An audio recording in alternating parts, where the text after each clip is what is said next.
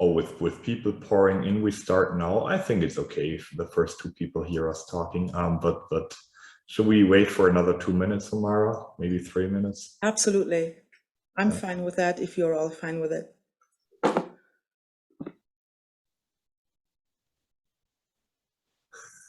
Who wrote that?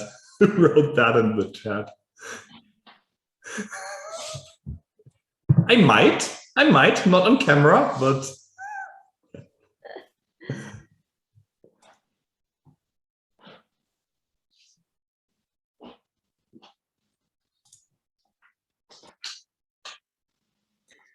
So, herzlich willkommen an alle, die schon da sind. Es sind 12 Zuschauer und Zuschauerinnen bisher dabei. 13, wir erwarten aber noch ein paar mehr. Welcome to everybody who is already tuned in. 14 individuals who are interested in American history and goings on at the moment. So, it's been 14, now it's 13.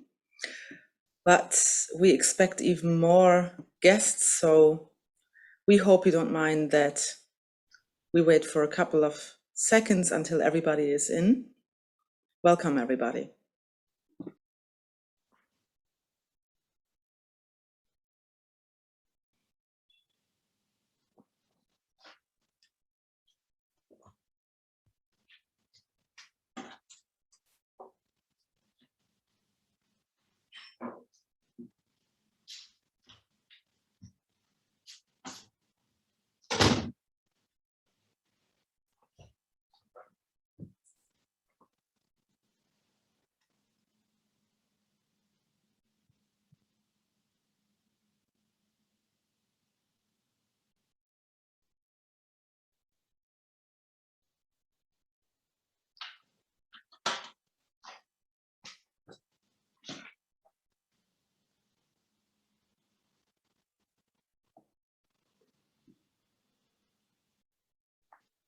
Ja, langsam füllt sich der Saal. Es werden immer mehr Zuschauerinnen und Zuschauer. Herzlich willkommen an alle. Welcome, everybody.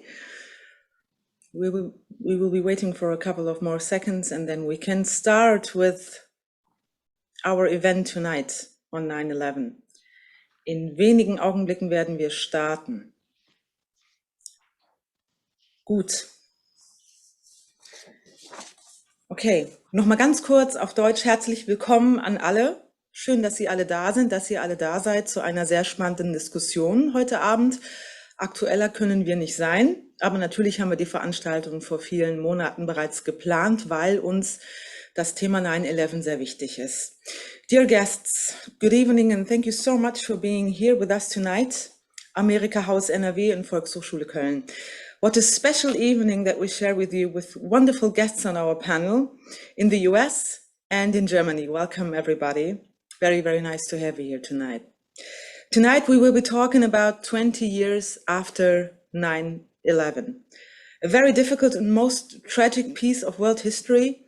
And we wish to focus on the impact that this incident had, especially on the American society, on its identity, maybe also. But of course, we will also be looking on global policy since 9/11, and the terrible and shocking developments in Afghanistan were not specifically on our focus when we planned this evening quite a while ago, but of course, we will not be able to cut them out completely. My name is Humaira Mansouri. I am heading the section of political education of Volkshochschule Köln. We are the Department of Adult Education of the city of Cologne, reaching out into our local society and also into Zoom's world tonight. And we have a mission in common, Amerika Haus NRW and Volkshochschule Köln. We want to give everybody, the people, the communities, the space and the opportunity to come together and to talk about political and social issues. We are convinced that we want to bring individuals together and support them to create the society in which we live, to develop new ideas, to work on a better living in challenging times in which participation and social engagement are needed more than ever, and better understanding for complex matters. The German and the American societies, so we think, have a lot in common. They share many values and part of their histories also. But we should never stop discussing and explaining why there are so much difference and controversy.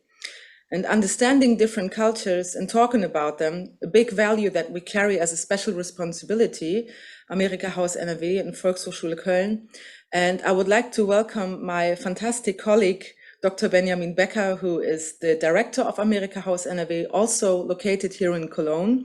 It is always a pleasure to work with you and your great team. And I thank you and Katharina Kiefel again for a special evening with all of you together. And I'm very happy that we are able to host this discussion with you all. So now it's enough said for me. Thank you all for being here. And Dr. Benjamin Becker, the stage is yours. Many thanks, dear Humaira. Welcome, dear panelists who will be introduced in a minute. And of course, welcome, dear guests of Volkshochschule and Amerika Haus, NRW and beyond. Now, despite the dire topic and times, I would like to really stress and reiterate what Humaira just said. It's always a true pleasure to work together with you, with the VHS, with Humaira in particular. And you said it, and I can just underline that. What unites us is a similar focus on people, on society, on culture, especially with topics that are often exclusively discussed from a foreign policy perspective. That is important, truth be told, but it's not the only perspective. And Humaira may have, did you mention this, or did you mention it in the pre-discussion? You just had another conference on Afghanistan with the VHS. We had another program on Afghanistan 1 week ago with Dr. Sima Samar, former head of the independent Afghan Human Rights Commission, also one of the ministers of the first Karzai government. And she talked very movingly about the situation in Afghanistan with particular connection to the situation of women and children. And that's topics that are of special importance to us. And in a nutshell, that's what we care about. I mean, we care about geopolitics. We have an expert on geopolitics among us tonight. I mean, not to forget about that, but we also discuss and care about people. And that's not just a shallow formulation, but we care about this. And I'm very proud of our very diverse panel tonight, which reflects the different strays that we are going to discuss tonight. Now, especially given the traumatic nature of 9/11 and its aftermath until today, we are thankful that we could win a trusted friend, let me stress it like that, of Amerika Haus as our moderator, who happens to be an expert on American culture and society, with a particular focus. I mean, she has many focus areas, but with relevance for today on questions of civil rights, trauma, migration, and globalization. So a diverse array of topics, all with immediate relevance for tonight and for, of course, the commemoration in 2 days. I'm talking about none less than Dr. Elisabeth Schäfer-Wünsche from the University of Bonn, who must have been among the very first scholars in the field to write about the cultural implications of 9/11, 1 year after 9/11, with her essay called Traveling Cultures and 9/11 in German, Kulturen in Bewegung. It was published in 2002 with her colleague Sabine Sielke, and she was at the nerve of the time, and she still is. So Dr. Schäfer-Wünsche, a pleasure to have you with us tonight. Now, before I hand it over to you, and you will introduce the panel kindly, let me end by also thanking my team, in particular Katharina Kiefel, always a trusted organizer of these panels, always acting in the background with technical stuff. And speaking about technical stuff, please get involved. I mean, that's not technical, it's human, but the technical aspect is the Q&A button down there. You know the drill after 1.5 years of the pandemic. So please click there, please phrase your questions, and we will incorporate them. Now, last sentence, please do come back. There are online programs. We all do great things, I would say. One particular shout out next week is going to be a 9/11 guitar concert in person in Cologne. Check it out, September 15th. And now, without further ado, over to Dr. Elisabeth Schäfer-Wünsche and tonight's panel on 9/11. Thank you. Thank you so much, Dr. Becker, for that super warm, super friendly introduction. I want to say that, and I'm repeating things a little bit here, but my thanks go out to the team of the Amerika Haus, to especially Dr. Becker and Katharina Kiefel, who put together this huge program which is at the same time super creative. And this is truly an achievement, I think. My thanks, of course, also go out to the Volkshochschule Köln, and especially to Humaira Mansouri, who is with us tonight and who is taking, helping us to deal with the issues, who also gave a short introduction. I cut out my introduction because given the enormousness of the topic that we're dealing with, I would like more time for our panelists. So I go into medias res right away and start with my introduction. I would like to start with Daniela Vancic. She is a US citizen who lives in Europe, an expatriate, so to speak. Ms. Vancic has a master in international relations and has worked as campaign manager for the Michigan Democratic Party, as well as in the Human Rights Department of the Serbian mission to the United States in Geneva. She is currently the European Program Manager of Democracy International. In a private capacity, she's also a member of Democrats Abroad, but that is not the platform she's going to speak to us today. Ms. Vancic, let me welcome you. Thank you very much. And I'm quickly addressing Dr. Axel Heck now. He is a senior lecturer in international relations at Kiel University in Germany. He also held academic positions at the universities of Freiburg, Mainz, and Frankfurt. Moreover, Axel Heck was a visiting fellow at the Center for Transatlantic Relations at Johns Hopkins University in Washington, D.C.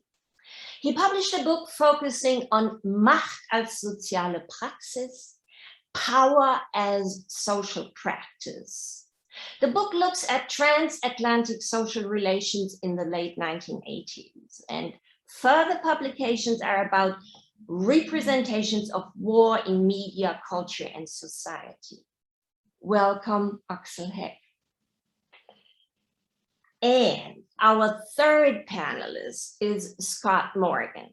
He is Associate Professor of Psychology at Drew University, New Jersey.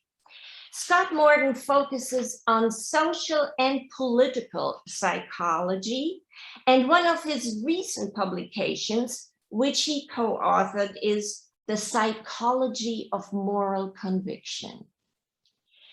For our context today, Scott Morgan will help us to address how people's moral beliefs and how their identities and identifications shape their responses to political events. So, welcome, Scott Morgan.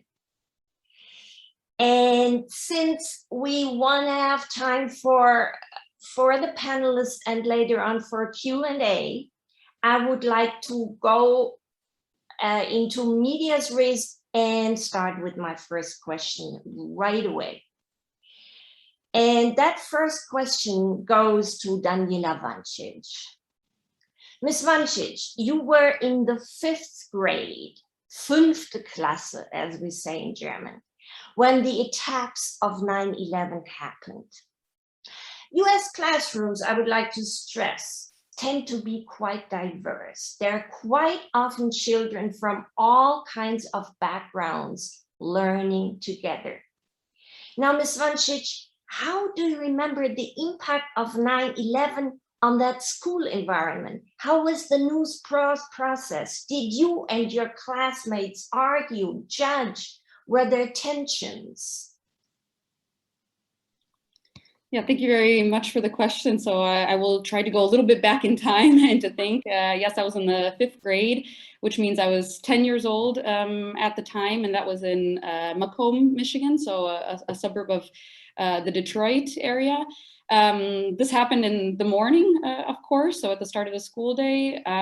But I actually did not realize, none of my classmates were realizing what had happened until we really got home, because the teachers did a really good job about keeping everything calm and making sure that we kind of got home and that parents talked to us about what was really happening in the world.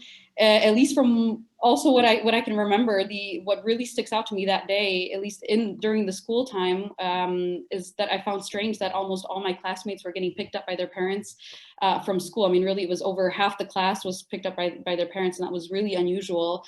So I took the yellow school bus home, as I usually did every day. It was a empty school bus, but like many kids at the time, I found out just when arriving home, where I found my parents home from work early, and they were standing directly in front of the TV and on the phone talking with friends, with our family that we have here in Europe, with our friends that we have also living in New York. And I could just sense, I mean, also just as a 10-year-old, you read the room and you definitely sense that both are definitely very concerned, very afraid, and some kind of like sense of shock. But the images that I was seeing on the TV that were continuously being played of a plane crashing into skyscrapers and the buildings collapsing, I thought actually a movie was on, that my parents were watching a film, and they were just shocked by the film.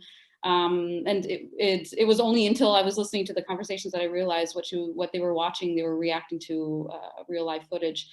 I also later found out why all my classmates were getting picked up from school, because we also live in Macomb, Michigan, nearby a national air base, Selfridge Air Base. It was at that point the largest air base in the US. So there was this also this fear that the air base was also a target, and that schools in the area would be a target too. So it was just a very high anxiety situation where people didn't know where it was safe to go. Was it more than just hijacking the airplanes? Were we also infiltrate on the ground? And I mean, how far would this go? It was obviously a very well organized attack that no one saw coming. So there was this huge sense of fear and anxiety everywhere you went, really, in the days and weeks after. And I think as a child, you think adults kind of have it all together and have all the answers and know everything. But of course, now that I'm an adult myself and I'm 30 years old now, I realize that's definitely not the case. But when you're a child and you see adults not having the answers and in this constant state of like fear and worry, and that all of the adults are doing this, everyone's checking in with each other, and everyone's on this ultra nervous level. As a child, my understanding of what was happening was not really because I understood there was a terrorist attack and that thousands of people died and who was behind it. I didn't understand those things. Rather, my understanding of what was happening was just rooted in the reaction of the trusted people around me and then the adults around me. So I think as an introduction, this is a little bit maybe into the memory and into a short moment of time as somebody who was 10 years old at the time. And I guess somebody is part of the 9/11 generation, we can call it. And yeah, we can go into a little bit the deeper level, I think, how things shaped in the weeks to come after that. Yeah. Could I just ask one tiny little question afterwards? When you went back to school the next day, did what would kids talk about this, or were they so, how shall I say, shocked, odd, that they wouldn't really be able at that age to phrase any questions, any arguments, or? No, absolutely. It was, so it's still an elementary school in the US. Our 5th grade is the last year of elementary school before you go into the middle school. So we were the oldest in a school of much younger children who had even less of an understanding of what was happening. It was definitely not business as usual next day in school with math and social. It was really a day of remembrance, a day of reflecting. It was not television, it wasn't chaos. It was also teachers really taking the time to speak with us, to say, how did your parents discuss this with you? I mean, it was also unclear from the teacher side how they should go forward and communicate with students. We did have also like a vigil held, so the whole school came together in the school gym. We held candles. There was like singing, and there was also just like a beautiful moment of remembrance as well. So the discussion, at least amongst each other, like with us children, it was more, what did your parents say? What did you hear? Do you know anyone there? Or my aunt also lived nearby. It was more also, how are we directly impacted? Not so much, what do you know about the terrorists? It was really more of a, how is your family impacted? And what did you hear from your parents about this? It was almost from a little like child like innocence. It was more a little bit like gossiping, because we were all also like, what is happening, and what did you hear, what else do you know? And you know, we feel like the adults are not telling us really everything, because they also want to protect us in one way. So this was a little bit more my impression of it, at least on the next day from in school. Thank you so much. You know, so it was basically the people, like you said, the trusted people who you realized didn't really know how they were supposed to react. Yeah, absolutely. Yeah. So my second question now goes to Axel Heck. Mr. Heck, 9/11 and power relations, that is a huge topic. Did the attacks and the images that were being repeated in endless loops, did these images visualize new power relations? Was this a total break, or were there underlying structures that simply kept continuing, that simply went on? Thank you very much for the question, Ms. Schäfer-Wünsch. First of all, I think that I will come to the images later. First of all, I will talk about the structural changes. Yeah. I would argue that 9/11 marks the end of what has been called the unipolar moment. Mm-hmm. Other than many scholars, especially in my field, the international relations, expected, it was not a new major superpower which became the main rival to counterbalance the United States globally, but a decentralized network of terrorists which were capable of committing the most devastating terror attack we have seen so far, and that while the world was watching in real time, right? I think when we talk about the implications of 9/11 on world policy, on world politics and the power relations, we have to go back to the end of the Cold War. First of all, I think that maybe some of you remember that back in 1989, Francis Fukuyama famously predicted the end of history. And he would argue that the end of the Cold War and the breakdown of the bipolar world order also decided the epic battle between the political ideas, namely between authoritarianism on the one side and an idea which is best described as a liberal democracy on the other side. And he would argue, Fukuyama would say, the ghost of enlightenment is out of the bottle and it will prevail. So we have these ideas of universal human rights and individual freedom and things like that. And these ideas will do not go back into the bottle. They are out in the world and they will prevail, they will succeed. But during the 1990s, especially European states, were consuming the peace dividend. We were celebrating their victory. And I think that there was also already something going on, which was not really on our radar, although it happened right before our eyes. And I will remember some of these events. First of all, in 1993, the World Trade Center has already been attacked by Al-Qaeda. The embassies in Kenya and Tanzania were destroyed in 1998. And the USS Cole was attacked in the Gulf of Aden in the year 2000. And responsible for all these attacks was the terrorist network of Al-Qaeda. What is Al-Qaeda? Al-Qaeda is a network of individually acting cells, which is connected only by the same shared extremist ideology. So we have to consider Al-Qaeda not as an organization, but as a network of individually acting cells. And just on the German case, we have made our experience with Al-Qaeda as well. In 2000, when the German family from Göttingen, family Wallert, was kidnapped in the Philippines by a group named Abu Sayyaf. a splinter cell of Al-Qaeda. So the network of Al-Qaeda has become a symbol of the globalization of terrorism long before 9/11. I so much thank you for that assessment, and it also very much points or reminds us that it wasn't as if everything happened out of the blue. Things happened before. And I think this is what we should keep in mind when sometimes as a non-political scientist has the tendency not to do that.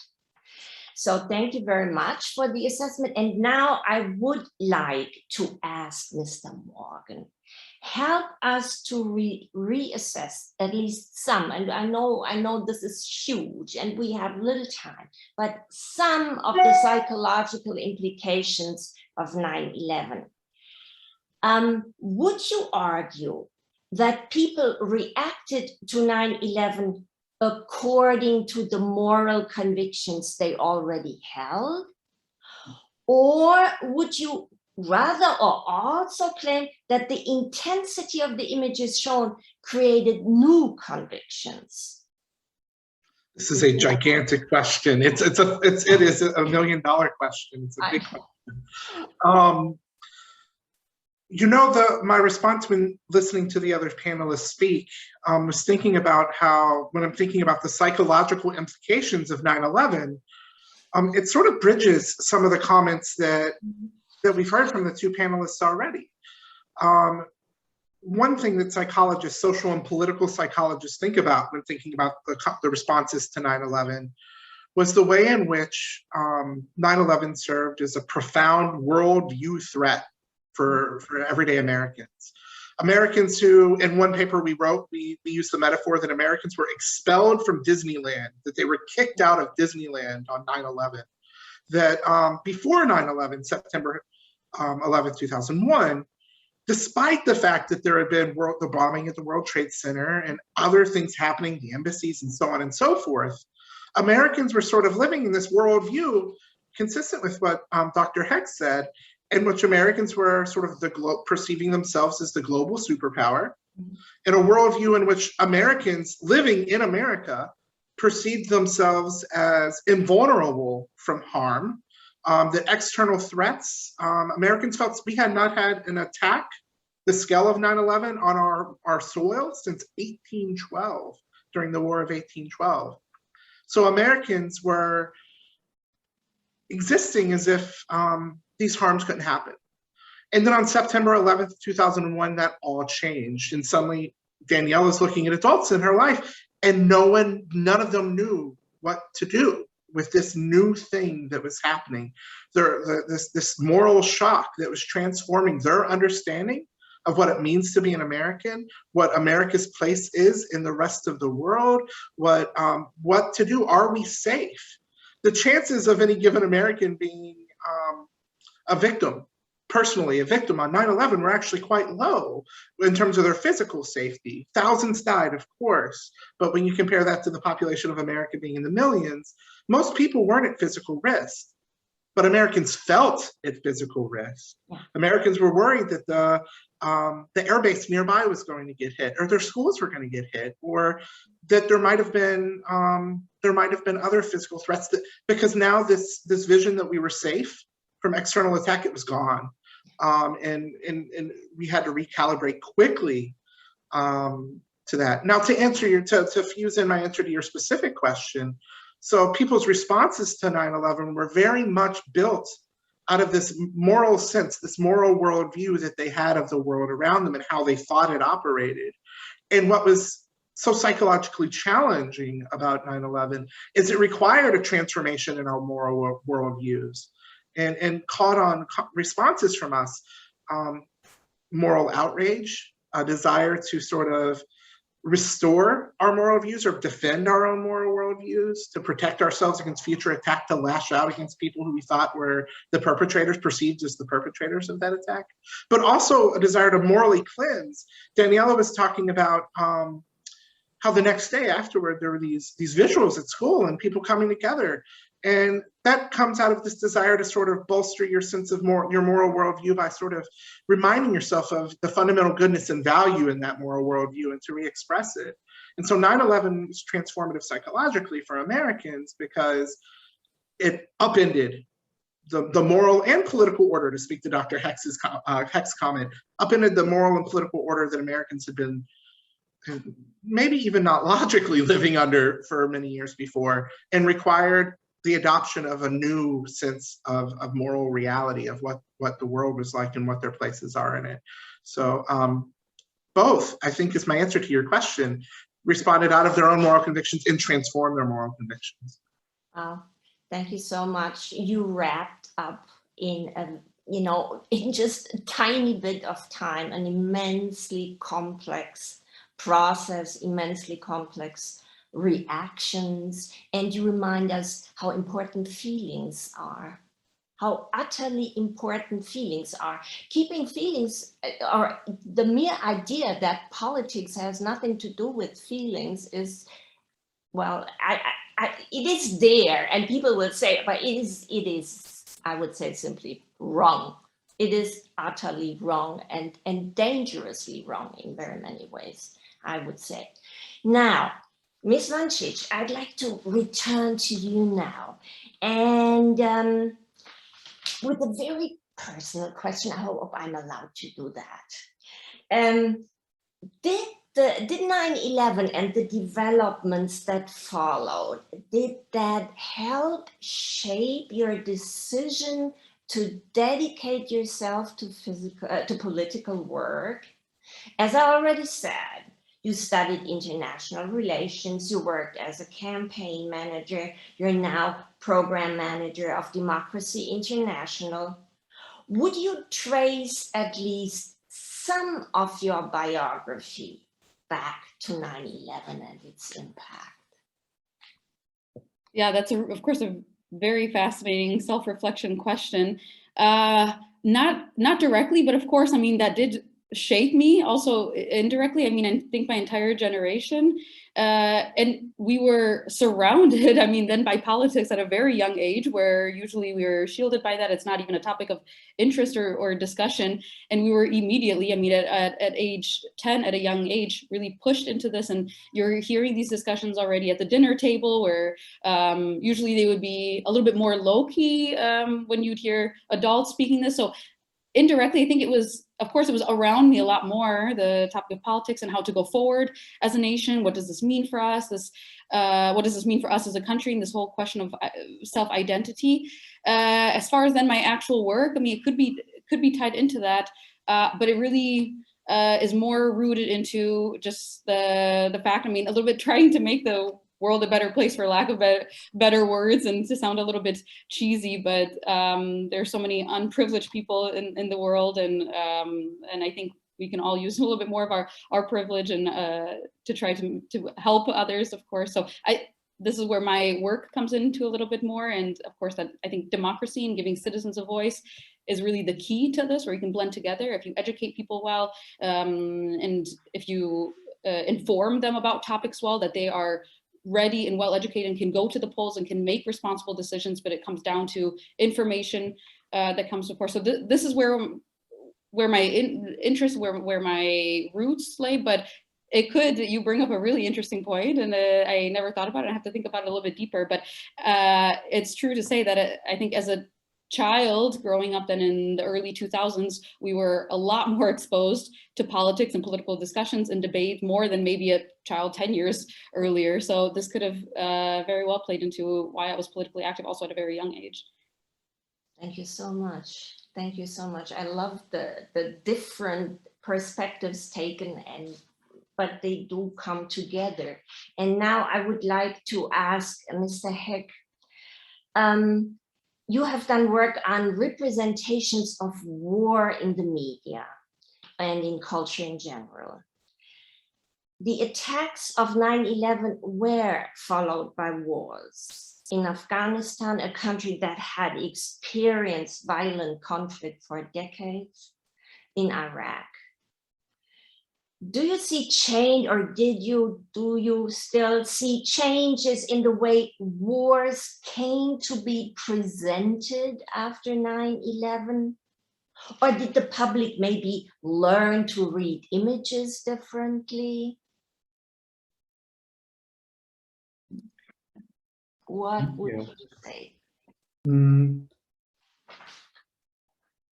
First of all, I think that the images, and this relates to the question, to your first question about the power of images and the role of images. I think, first of all, images, but also materiality, are carriers, serve as carriers for collective memory. And I think that the reason why we are still talking about 9/11, even those people who have not a direct experience of 9/11, have a clear picture, literally, in front of their eyes. And I think, so the power of images, especially regarding 9/11, comes from talking about how 9/11 is inscribed to our collective identity, to our collective memories. Speaking about the representation of war after 9/11, I think, yes, a lot of developments we have new forms of documentaries about war, especially about the Afghanistan war is documented through a film. I've done work on Restrepo, which is Oscar nominated, not awarded, but Oscar nominated documentary about the Afghanistan war. And I've also had an interview with one of the protagonists in that film, and he told me about his personal story. He told me about his experience. He also told me that he was inspired by 9/11 to join the army. So there is a connection. Then I think many soldiers decided to go to the army or to sign up for the army after 9/11. And yeah, but coming back to the images and to the representation, I think yes, and I think that these representations, these images, these documentary films, that they contribute to our collective memory, they contribute to our knowledge and the way how we are talking about such events. So I think, and also, Ms. Schäfer-Wünsche, to your point on emotions, so important, because we have excluded emotions in international relations for a long time, in political science for a long time, which is ridiculous. Because if you look at our core theories in international relations, we all come back to fear and all these basic emotional things without reflecting on that. But I think there's a lot of work on emotions going on, and I'm working also on emotions and images, or how images are inducing emotions, and so I think there's a step forward here, but there's still a lot of work to do. A lot of work to do, and I thank you so much for that answer, because when I read about Scott Morgan's areas of interest, my first reaction was, well, I hope that we have psychologists who do that. I'm not familiar enough with what is happening in psychology at German universities, so I want to be careful. But I, of course, especially enjoy hearing what Axel Heck just said, because I myself also was also a minor in political sciences, and believe me, anybody, that is a long time ago, admittedly, but I am also, at the program where I used to be a staff member, we did interdisciplinary work, and I very closely worked with political scientists, but there was very little about emotion. There was very little about fears, anxieties, and all these dynamic issues that actually drive people's political behavior. So thank you so much for that. And now I'd like to address Scott Morgan again. The first responders to 9/11 have been called heroes. They've been hailed as heroes, and they still are when you check documentaries that are all over the place now. at the same time, the term hero is also often used for members of the military who served in Afghanistan and Iraq. We also, however, have an American public that learned about torture in places outside of the US, and they learned about an ever-increasing surveillance by government agencies. How do you see the psychological impact of these two contradictory tendencies? The readiness to claim heroism on the one hand, but also the readiness to uncover atrocities and point at surveillance and be highly critical. So this is, in many ways, one of the core questions that sort of motivated some of our work on 9/11.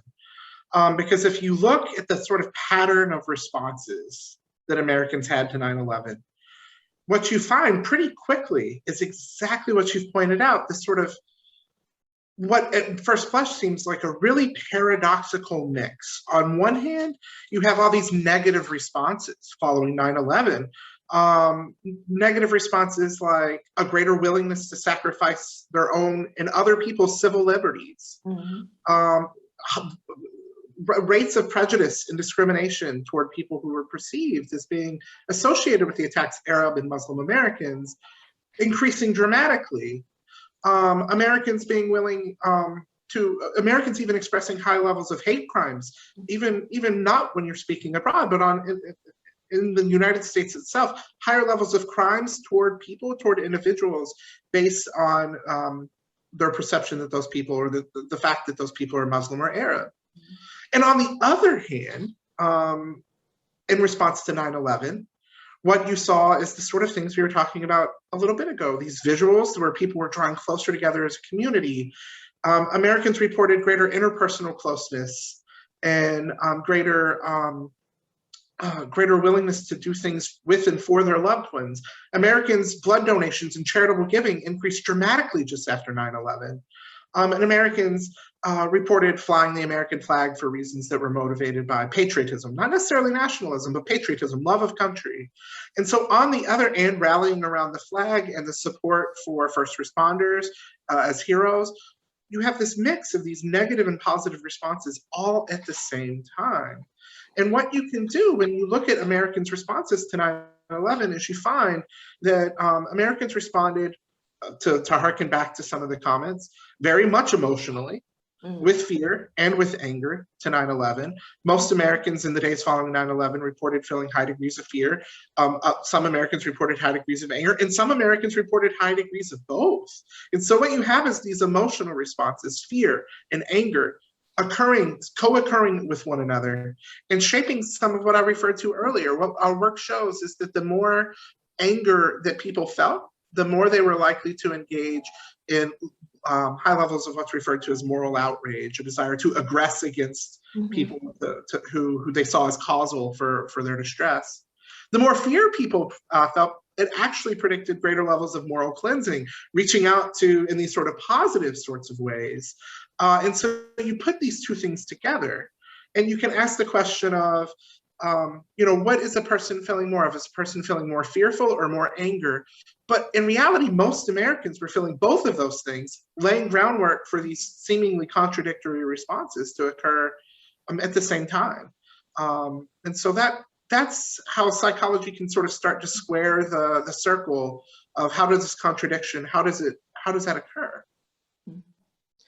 Thank you so much. And I think maybe this, the being ready to embrace contradictions and mixed upness, psychologists can do that, and I think political scientists should, and Axel Heck is ready to go in that respect, but haven't really, and politicians would usually not want to bring contradictory reactions together and leave them together without saying either this or that. So it shows maybe why the complexity has been kept out because it's difficult to make like a linear argument in that case. Thank you so much. And I'm now going back to Ms. Bancic again. Our focus is clearly 9/11. We realize that that is our major point. However, the present cannot be kept out entirely. So I'm shifting a little bit towards the present now. You're an American abroad, and probably you ran into some heavy criticism of former President Trump's policies. Trump was in many parts of Europe, he was not that popular, to put it nicely. Has the presidency of Joe Biden, has that changed the reactions that you get to being an American? Yes, absolutely. Because I think we all celebrated a little bit together. I mean, across borders. I mean, at least I experienced the last U.S. election being here in Germany, and we helped with the Democrats abroad, at least the volunteer organization I work with. We helped thousands of Americans register to vote and get them to vote from abroad, which can be a tricky process if you're an American living abroad. And I really felt that it was almost a celebration together, not so much that we are all rallying around Joe Biden's policy so much as it was more of a celebration of democracy, that also the person who won the most votes also won, and that democracy is alive and working. There was, I mean, of course, I think can't talk about the first few days after the election without mentioning also the insurrection on January 6th, which was a huge shock to all of us. Also one day that's going to go down in history. Maybe one day in 20 years we'll also have a topic on that here in the panel. But this was also something, I mean, as shocking as those images were, in the end the democratic process worked because Joe Biden the process did go forward and he was then sworn in. So without those democratic structures and infrastructure to have there, I mean, it could have been in any other country, maybe in another country in the world, it could have been that Trump's his attempts were then successful. So the conversations have definitely changed. I mean, there's also a lot to criticize also with the current administration, but I think it definitely brings us at least a step forward. I think what's also, in putting it into perspective, maybe also to connect it with the 9/11, unfortunately, rallying around the flag today has a bit of a different meaning than it did 20 years ago. 20 years ago, it came from really a point of patriotism, as Scott mentioned, and not really from a point of nationalism. And unfortunately, we went towards that shift. We're now rallying around the flag almost as like a nationalistic kind of action. That's, of course, very unfortunate because that's not the symbol of the American flag. But this is the situation where we are today, and it's a big question. This is also $1 million question to put on the table, is really how do we change that shift, and how do we go back to the American symbols, what they really represent, that they are not going to be hijacked then also by, well, domestic terrorists, let's also call it. Yeah. Thank you for this, and the term in an event on 9/11, the term domestic, when terrorism used to be coming from outside or thought of as coming from outside, and you now stress the huge issue of domestic terrorism. So that is clearly one of the many, many, many, many things that came or that have been happening in the last 20 years that are in many ways perhaps overshadowed by 9/11, but bring in new nuances and new aspects that shift our perspective, I think. Now, I'd like to address Mr. Heck again. It was Donald Trump who promised to end that quote unquote longest of American wars, the war in Afghanistan. And Joe Biden decided to make sure that the war would be officially over by the end of August. so that that September 11, 2021 would indeed become a special day, one that could be perhaps hailed as a new beginning. As a political scientist who focuses on power relations, how do you assess the ending of this long war? Is it a new beginning, or does it leave us speechless, or, you know, we have to grapple with things and figure out how we'll argue? What would you say?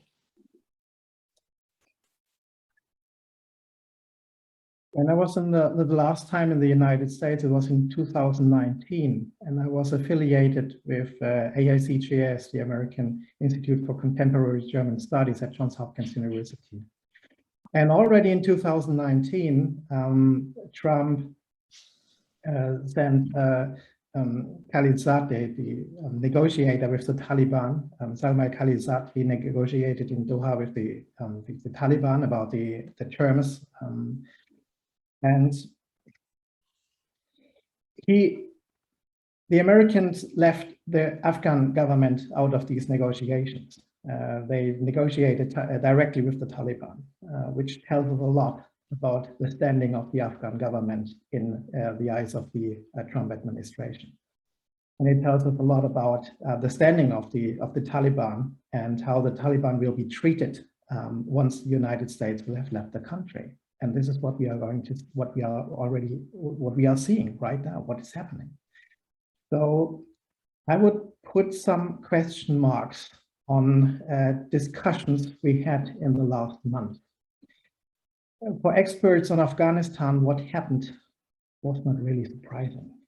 The experts knew that what the Afghan army will collapse. They knew that the Afghan government will collapse. We can talk about whether they expected that it will happen so soon and so quickly, but it was not news to me, and it was not surprising for me. And I'm working on Afghanistan for maybe 10 years now. So a second remark, or a second question mark, I want to put to the comparison between Afghanistan and Vietnam.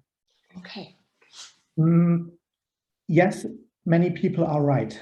The images of in the last days when the US left Afghanistan and flew out of Kabul, yes, they remind us of Saigon, and yes, remind us of the end of the Vietnam War. But we should be careful with such comparison. In Vietnam, more than 58,000 American soldiers died. More than about 3 to 4 million people in Vietnam were killed. This is a completely different dimension. And the political circumstances, the political context was also completely different. So as a political scientist, I know that we like to compare things, but we could be a little bit hesitant and careful with our comparison, and to draw comparisons too quickly. Wow, yeah, not only political scientists like to compare things, I think.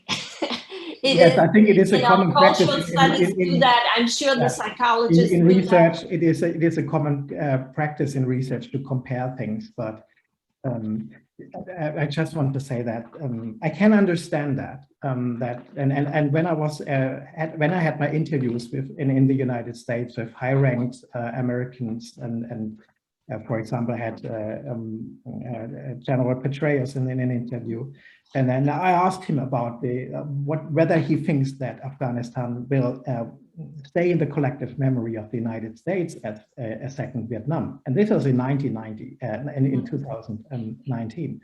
And he also said, no, it won't. Wow. Thank you, for pointing this out. As you know, somebody for whom Vietnam was part of their history. I was a student, and it is very important to point out the differences, and we'll see how things develop and whether people will not perhaps speak about, you know, that the Vietnam trauma was repeated in Afghanistan. I can imagine that this kind of argument. Yes, okay. One follow-up. Yeah. You just said that you were a student by that time. We haven't had the same opposition against the Afghanistan war. Not in Germany, not in the United States. If you take a look at what happened after the Bush administration decided to go after Iraq, Capitol Hill was literally exploding because people were rallying up and saying, no, stop the war, we don't want the war. But nothing like that happened regarding the Afghanistan war. And I think, yes, you can judge, we can discuss whether Afghanistan made politically sense. But if you look at the facts, there are resolutions by the United Nations Security Council which legitimize the use of force against Afghanistan. So there is a basis in terms of international law. I know that some of my colleagues would question that and say, but I think, yes, it is more or less common sense, even among international lawyers, that there is a justification for the Afghanistan intervention after 9/11. And yes, it's just a quickly. Okay, and now my final question goes out to Scott Morgan. Throughout the years, we've learned that 9/11 ceremonies tend to trigger anti-Muslim sentiment. But now we have conservative veterans embracing refugees from Afghanistan, helping them to get out with, you know, with everything, any which way they can. How, again, another paradox. How do you read this paradox? The anti-Muslim sentiment and at the same time, the readiness to really literally try to get people they know out. I'm very curious to see how this unfolds over time. Because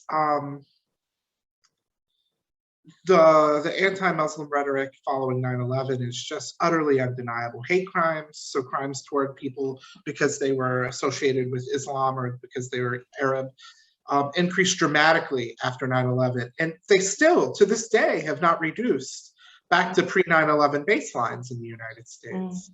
They're still at elevated levels.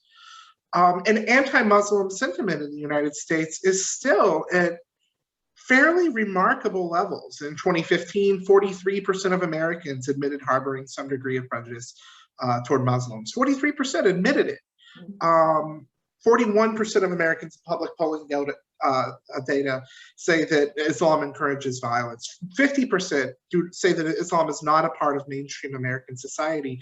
The Trump administration had a ban against people that were referred to coming from countries that were perceived as being Muslim countries, that people were commonly referring to the Muslim ban.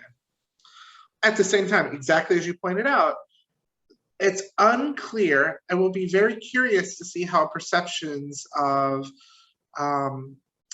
people, refugees from Afghanistan, how public sentiment around those refugees either stays supportive and positive, as it seems to have started, or if that will transform over time when sort of the lived reality where people are now having to welcome or hear stories about welcoming those people into their own communities. I would like to say that it would stay positive sentiment. You know, there is sort of a truth in American politics right now that political psychologists pay a lot of attention to, which is that partisanship shapes so much our positions about political candidates. And so what you actually see amongst many conservatives in the United States, it doesn't seem to a political psychologist's eyes that this is really pro-immigrant sentiment, pro-refugee sentiment. I mean, it sort of shows up that way, but it also seems like it might be anti-Biden sentiment, anti the handling of the current crisis. And so by saying that Biden is doing a bad job, this gives, by saying more refugees should be accepted, and this is not going well under Biden, it gives a pathway, an avenue for this sort of partisan motivated sentiment. I hope, sincerely, I mean, I speak as a person, I have every hope, I'll cross my fingers that that this pro-refugee sentiment will sustain. But the history of American politics sort of makes me skeptical that that will be the case. Whoa. Yeah, I think the question was difficult, and the answer you're presenting shows us that a lot of questions will remain open, and we'll see how things play out.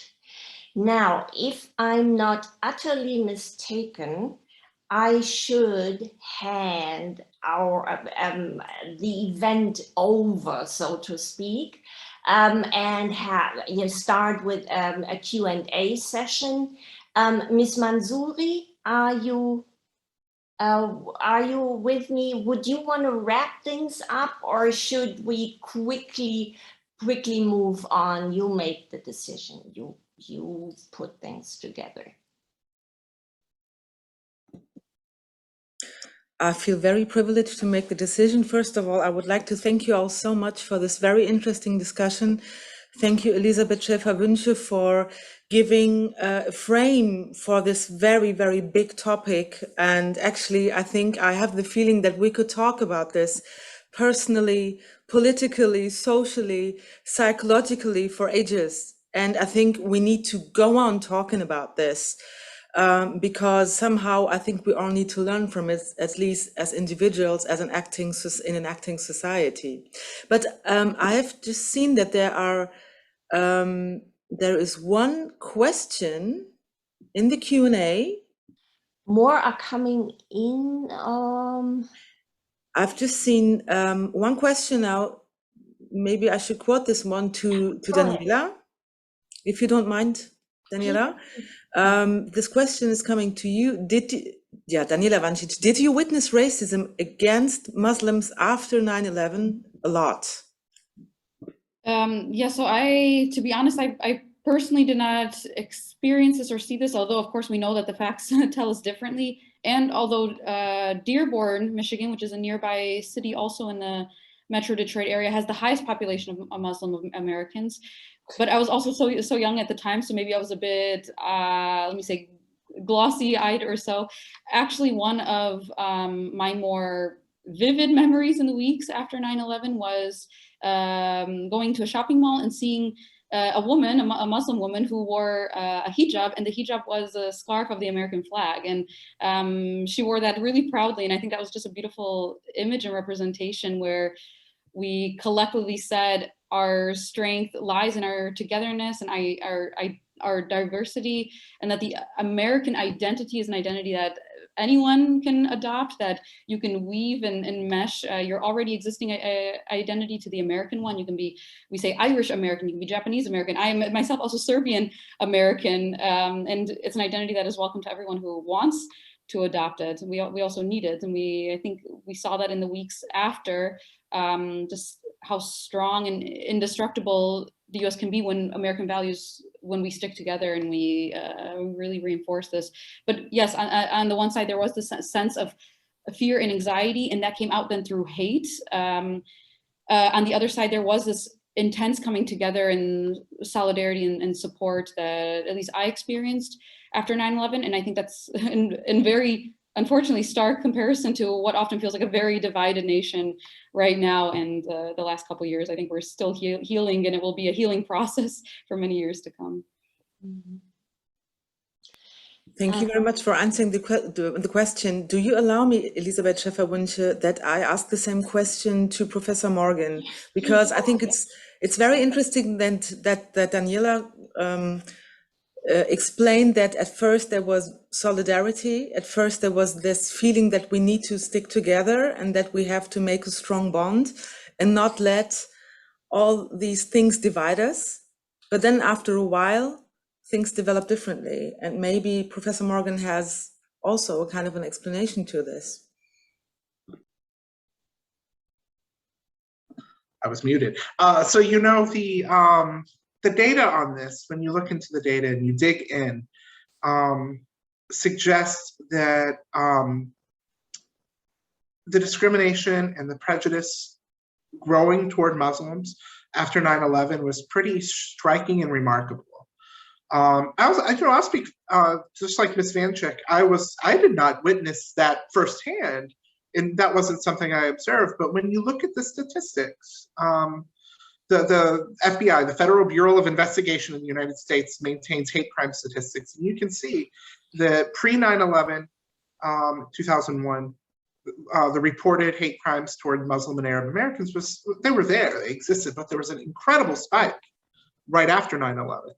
And although that trajectory has decreased in years since, it's never returned to that pre 9/11 baseline. And even more unsettling is in and around 2015, 2016, those numbers of hate crime actually increased to levels that were quite similar to right around the era of 9/11. Hate crimes in the United States, not just towards Muslim and Arab Americans, but towards many groups have increased in the last 5 years.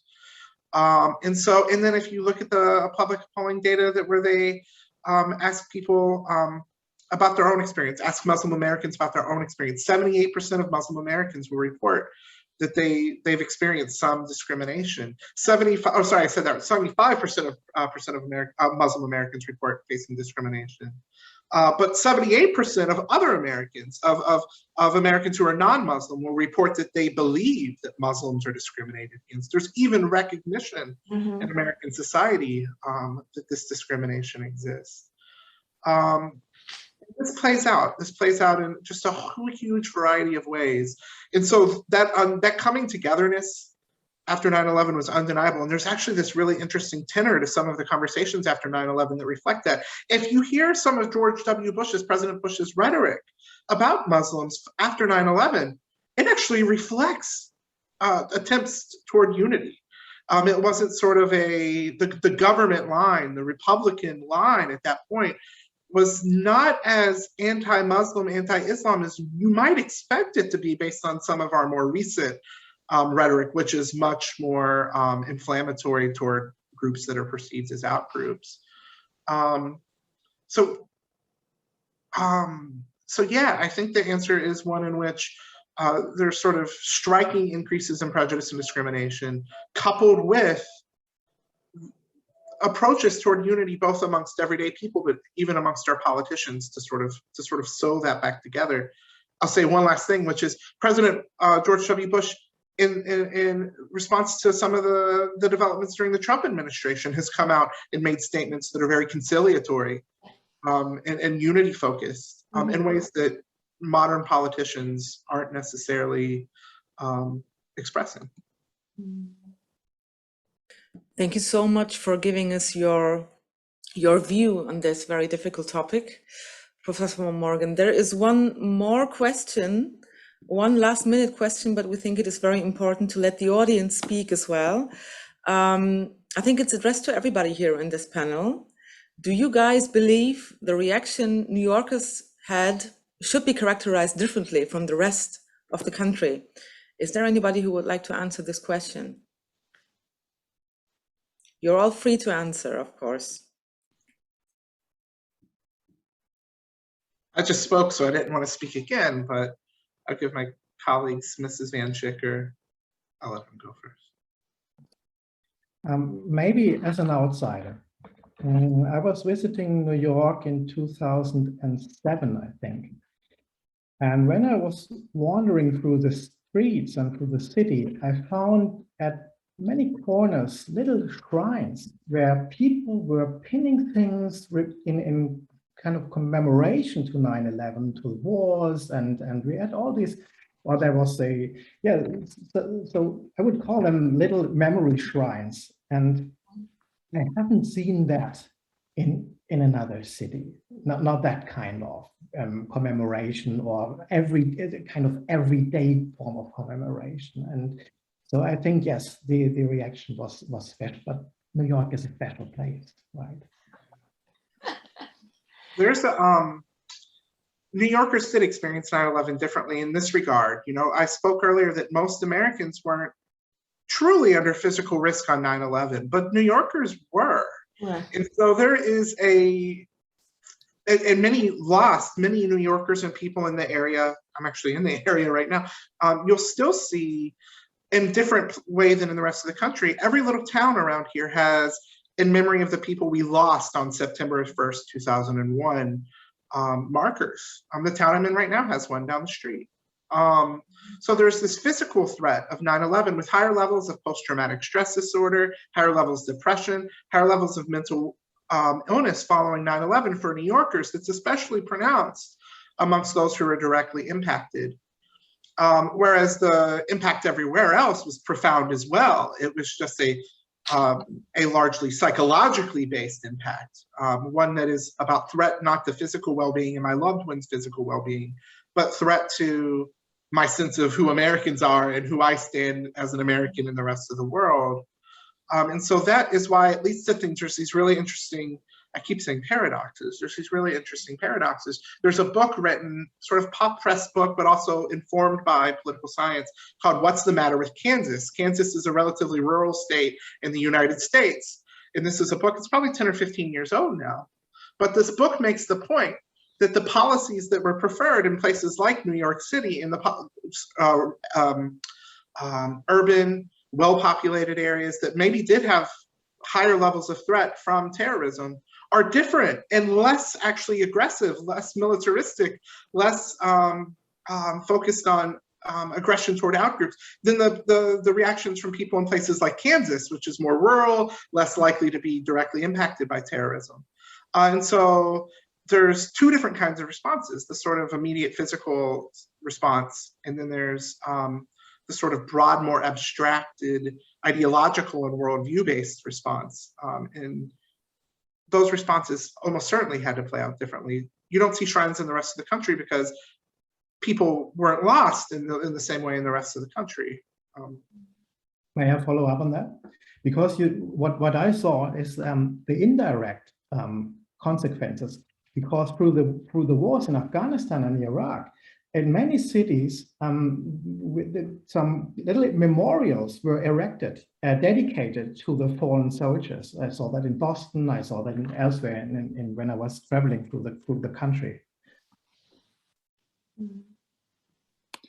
I mean, I would also just say, I think both of you hit the nail on the head with that, but yeah, not to forget, I mean, it was an attack on America. It was an attack on all American values, on freedoms, on the American way of life. So that's an indirect attack on all of us. But of course, this hits New Yorkers in their own backyard. We all experienced 9/11, but really no one experienced 9/11 like New Yorkers did. So I think, I mean, New Yorkers themselves should definitely not be ignored when we're talking about how 9/11 directly affected us. Thank you very much for giving your evaluations on this question. It's so important actually to listen to you share actually your experiences as individuals, but also seen from a scientific point of view, and making everything a bit more somehow touchable. I'm sure that that's the wrong English word, but I hope that you know what I mean. Thank you very much, Scott Morgan, for helping me out of this situation. But I think Elizabeth Schäfer-Wünsche wanted to say something as well. So, of course, I would like to give the word. Yeah, I wanted to say something indeed, but I'm afraid I'm going back now. But maybe in a broader perspective, I think there is a tendency, and that's not restricted to the United States. We have that in Germany, and I'm sure that in many parts of the world, that places, areas where people are actually immediately affected tend to be less, or tend to react less, with less fear sometimes, than areas that are further away. You know, the Kansas example. I think we have that with immigration in parts of Europe, that you have cities where you have a relatively high percentage of immigrants, or areas like the Ruhrgebiet, or in Germany. I don't want to romanticize anything, but there seems to be less aggressive sentiment than in other parts where you have relatively few immigrants, where and in the case of you know the political or the physical impact of 9/11, than in the area where it happened. I think being further away does not make people more generous and less anxious. Sometimes it seems it goes the other way around. That was just my little comment. Yeah, as the I've just jumped in as well, as the bell is ringing in the backyard. I mean, that's a very telling sign. It's we could philosophize about Christian influence of churches in Germany and how they are still pseudo important, but I'll leave it at that. Thank you so much for this excellent panel. I mean, despite the dire topic and the dire discussion, I mean, as a personal observation, I think we learned so much and so much more than we hoped for actually for today. I mean, that meaning of especially that meaning of emotion, of feelings. Maybe as a completely irrelevant aside, I once talked to a top diplomat and asked him, so what's the most interesting thing that you've learned in all these years in your discussions? And he said it's actually talking to people about their love life.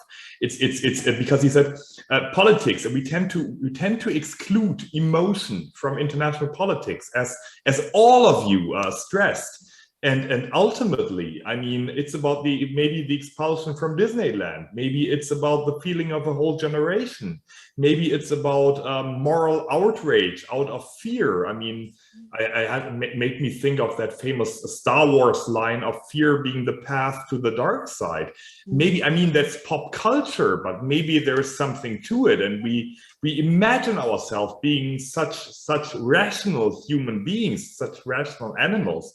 But maybe ultimately it's about anti-sentiments that shape so much of realpolitik, and maybe even more realpolitik than we would like to realize. That's my personal takeaway from tonight. Thank you so much for making me aware of it and making us aware of it. Thank you so much to our trusted partners from the VHS, for everyone working in the background, for moderating the session, and of course Daniela Vancic, Dr. Axel Heck, Professor Scott Morgan, of course Dr. Schäfer-Wünsche for the great moderation. So and Homaira Mansouri from the VHS, and Katharina Kiefer from my organization. So I now got them all verbatim. I thank you all for that in the name of all organizers, for your attendance, for your interest, and let's be in touch of this. Maybe it was no second Vietnam, but I have a feeling that 9/11 will stay on our collective minds somehow, and that we should not forget. In that sense, take care, everyone. Stay healthy, stay safe, and let's discuss. Thank you. Bye-bye. Bye. Thank you. Bye-bye. Bye.